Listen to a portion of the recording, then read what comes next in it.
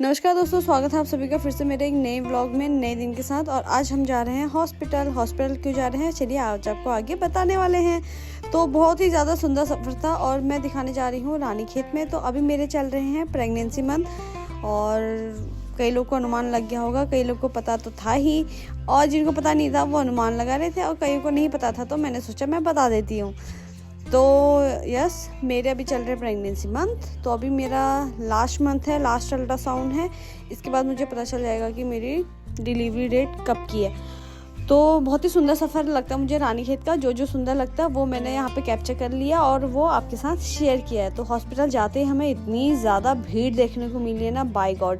तो मैं पहुँची हूँ 9:30 पर और 9:30 पर आधे लोग तो करा के जा चुके थे।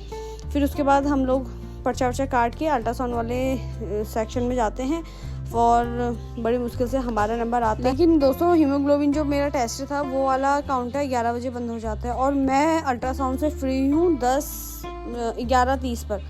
फिर 11:30 पर जैसे हम हीमोग्लोबिन वाले काउंटर पर जाते हैं वहाँ पहले से इतनी भीड़ होती है, ऊपर से मुझे मना कर दिया जाता है कि अब आपका पर्चा आज जमा नहीं होगा, टेस्ट मतलब नहीं हो पाएगा आज।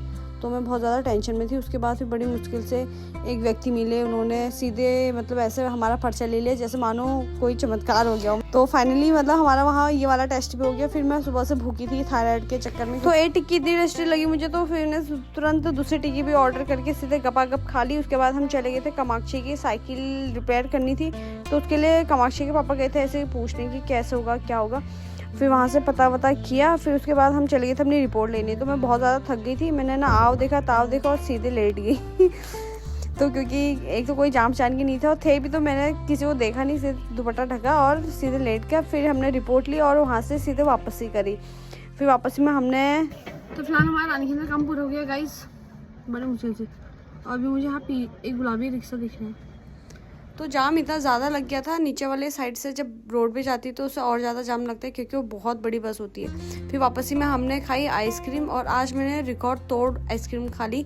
और पहले तो मैंने एक ली, फिर उसके बाद जो दूसरी आइसक्रीम थी वो फाड़ी। मतलब मैंने एक बार में 2 आइसक्रीम ली, वो खाई। फिर मेरा और मन करने लगा।